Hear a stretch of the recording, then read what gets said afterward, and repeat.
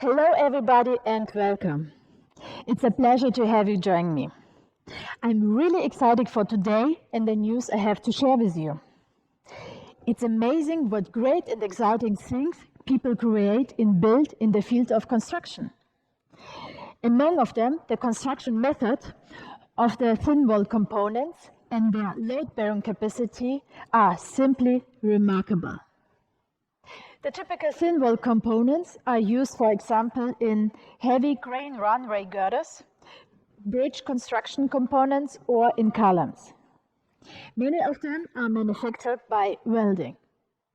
So, what happened to these components during manufacture, especially during welding?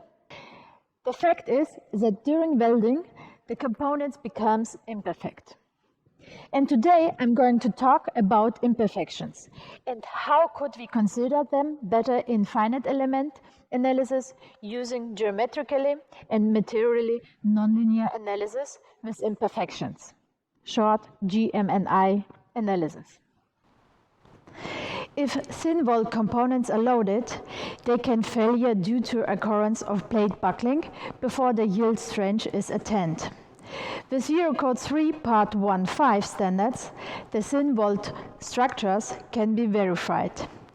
And it provides three methods for the consideration of plate buckling effects. And one of them is finite element analysis, according to Annex C of the Eurocode 3 Part 1.5, or in the future Eurocode 3 Part 1.14 standards. So let's take a look on what kind of imperfections emerge during manufacture and what kind of imperfections should be used for application in the GMNI analysis. During the manufacture and assembly of components, it may occur of geometrical imperfections. These are, for example, pre-deformation, pre-buckling, contraction, pre-deformation of weld seam, and deviation caused by the manufacture process, plate thickness. Such geometrical imperfections are visible from the outside. Another type of imperfections are structural imperfections. These so-called inner inhomogeneities include, for example, stresses with the cross-section. Residual stresses are the most important part of structural imperfections. They emerge due to process of welding and hot rolling, and they are not visible from the outside. Let's turn now to what kind of imperfections are enlisted in the European standards in Annex C of Eurocode 3 Part 1.5. For numerical calculations considering GMNI analysis, different imperfections could be considered. One approach is to use a combination of the geometrical and structural imperfections from Eurocode standards. And another possibility, the equivalent geometrical imperfections can be applied as an alternative. The equivalent geometrical imperfections already include the geometrical and structural imperfections. Or the geometrical and structural imperfections can be measured after manufacturing, which the components must be cut to determine the structural imperfections. So my question was, how could the imperfections be better considered in FE analysis using GMNI analysis? And I found a magnificent solution. And now I'm going to show you which kind of imperfections are the best to determine the highest load-bearing capacity in numerical analysis.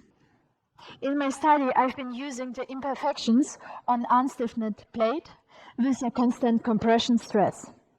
All further information you can find in my article.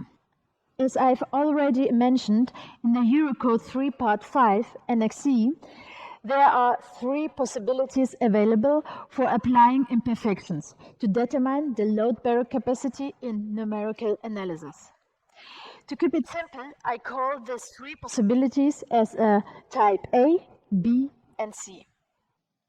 Okay, type A. The equivalent geometric imperfections has been published in several studies in recent years. The value of imperfections for unstiffened plates is according to Eurocode 3, Part 1.5, Annex C, Table C.2. Type B is a combination of geometrical and structural imperfections. The limit of values for the geometrical imperfections are presented in EN 1090, Part 2, in which the direction of stress has to be taken into account in their determination. And it's also important to consider that the value for the geometrical imperfections must be multiplied by a scale factor equal to 80% according to EN 1090 Part 2. Residual stresses, which are determined from the equilibrium, are the most important part of structural imperfections. One of the typical model of residual stress according to the future Eurocode 3, Part 114, and it is identical to the model given in ICCS 33. Further command models are BSK 94 and CUPS. Type C is the measurement imperfection. These measurement imperfections are very rarely used for FE analysis, because the measurement of imperfections is mostly as a destructive test method. Let's focus only on types A and B. So the question are now, which load-bearing capacity do I get by using equivalent geometric imperfections? And what kind of combination of the geometrical imperfection and the residual stresses models leads to the highest load-bearing capacity?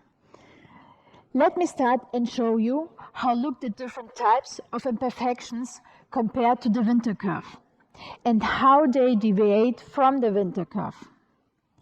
If you look at this line chart, you can see that the horizontal axis represents the plate slenderness, lambda p, and that the vertical axis shows the reduced factor, rho. The winter curve will be represented here always as a black curve. Let's have a look at type A, the equivalent geometrical imperfections. So as you can see, the curve of the equivalent geometric imperfections more or less approximate to the winter curve. The load-bearing capacity deviates from the winter curve at the value of a plate slenderness, lambda p, equal 0.67 to 1.7, between 5.1 and 1.3%. From a plate slenderness of lambda p greater than 2, the load-bearing capacity is located above the winter curve, which means that the load-bearing capacity has been exceeded. The next line chart shows you the load-bearing capacity of the combination of geometrical imperfections with residual stresses according to ICCS 33. That means the type B. The deviation from the winter curve in apparent plate slenderness lambda p equal 0.7 to 1.7 could be up to 38%, which means that this combination leads to conservative load-bearing capacity. The combination of geometrical and residual stresses according to model BSK 94 approach more to the winter curve than ICCS 33. But the plate slenderness lambda p greater than 2, the load-bearing capacity is exceeded. And last but not least, if you look at this line chart, you will see that the combination of geometrical and residual stress as per model CUPS reach the best load-bearing capacity in every plate slenderness value. So let's turn to the combination of geometrical and residual stress using the model of CUPS. The percentage of each of the imperfection components were modified similarly to the method already used by Rush and Lindner. The scale factor was adjusted so that each of the components corresponded to 50%. But as you can see, the deviation at the lambda p greater than 2, the load-bearing capacity is recovered slightly. Now I would like to summarize the main points of my talk. First, the equivalent geometrical imperfections approach results in higher ultimate loads compared to the combination of geometrical and structural imperfections. But determined ultimate loads with lambda p greater than 2 are generally located above the winter curve. 2. Comparing the combination of geometrical and structural imperfections with the residual stresses models of ICCS 33, BSK 94, and CAPS, the best approximation of results are obtained with CAPS. And 3, the combination 50% of geometrical and 50% of structural imperfections with a model of CAPS presents results with the best approximation compared to the winter curve. Thank you all for joining me. Everyone take care, stay safe, and have a great day.